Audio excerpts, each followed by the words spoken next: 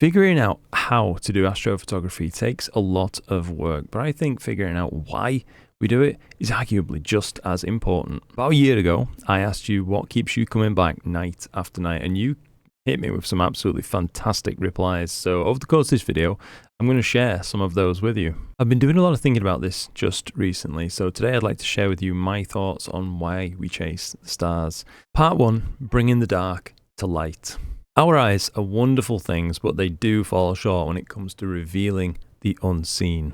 For as long as humans have been humans, we have been using tools, and to me, a camera is just another tool. Whether you're using it to document a moment, make a memory, create art, whatever the reason may be, it's an entirely human thing to do. A photo of a place, a pet, a family member, really you name it, can instantly take you back to a moment in time and make you feel something.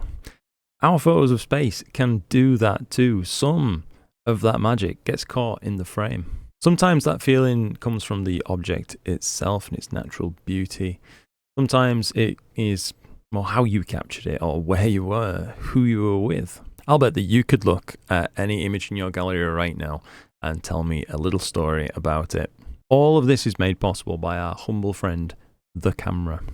We are really so lucky to have this kind of technology right now, these tools to use, as previous generations could only dream of having this kind of perspective at their fingertips. Part 2, shock and awe.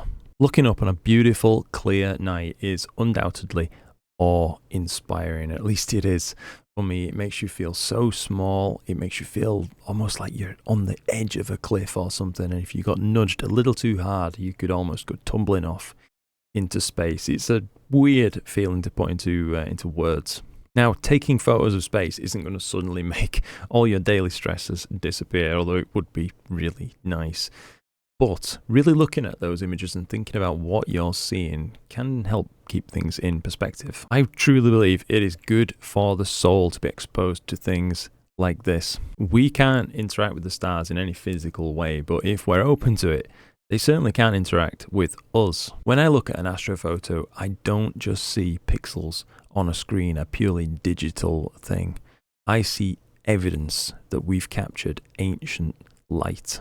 That light may have traveled for millions of years through space, through a sea of stars, and equally as important, through the vast emptiness in between. As it happens, psychological research actually backs this up. Experiencing awe slows down your perception of time, reduces your stress, and increases your feelings of connectedness to others. That alone is enough to keep someone coming back night after night. Part 3, the how is the why. Let's be honest, for some of us the technical challenge is all the why that we need. A lot of what we do is incredibly technical and at times frustrating.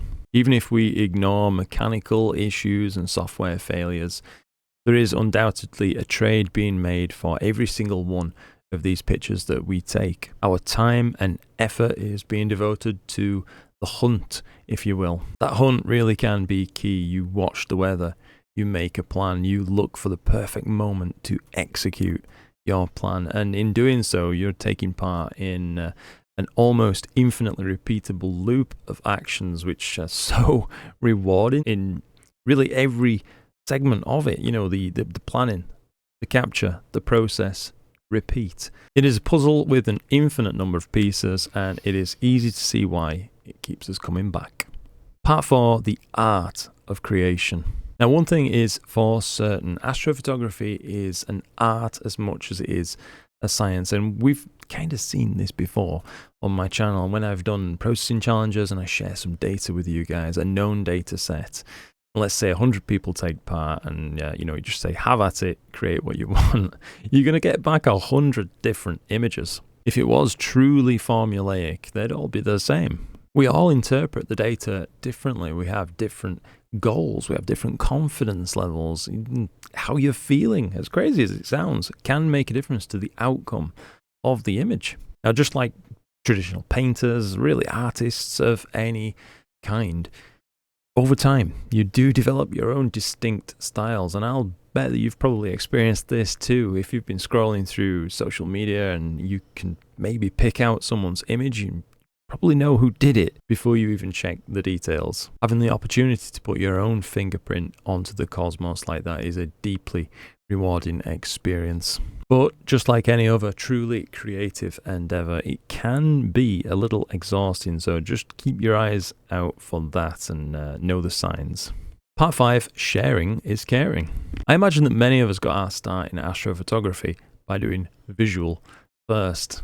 You're standing out there in the freezing cold looking through an eyepiece and suddenly you see something and your jaw drops. You want to share it with someone, but unless they're stood right next to you there in the freezing cold, just waiting for a view through that eyepiece, what do? You take a photo. Now, however that actually ends up looking, whether it's a shaky phone held up to the eyepiece to see a lunar crater or something like that, or whether you've invested thousands into a specialized high quality astrophotography rig, really at the heart of it, the reasons are the same. It's that same human instinct, a desire to share and to capture what we've seen. Part 6, I was here. Looking at someone else's beautiful photograph is all well and good, but it's not quite the same as taking your own. For me, astrophotography really isn't about clinically documenting the universe. I mean, Hubble and James Webb have got that properly covered. It's about capturing a moment, making a marker and saying, I saw that, I was here. Human memory is a pretty strange thing. Without prompts, it doesn't really just play you an endless loop of your greatest hits. Can you remember exactly what you were doing on this day 1 year ago? I know for sure that I can't, but if I check back through my pictures, I will have taken a photo on this day, as I simply take absolutely thousands of the things as the year goes. And that will take me right back to that moment and refresh my memory, and I kind of have that moment all over again. I really think that that kind of prompting applies to our astro images really just as much as it does to your regular everyday family photos. Really, I think that we do this because it builds memories, it connects us to the universe and to each other. I do hope that you've enjoyed this very mildly philosophical video, and if so, if you wouldn't mind leaving a like on the video for me, it does help out a lot, and if you aren't already subscribed, please consider doing that too. I would be very, very grateful. I just want to say, as always, a massive thank you to everybody who gives your support in all the different ways that you give it. Truly, I couldn't do this without you, and I hope you know that you are appreciated. So, with that said, I hope you've enjoyed this vid, and I'll leave it with you there. Look after yourselves, look after each other, and I will see you in the next one. Cliss, guys.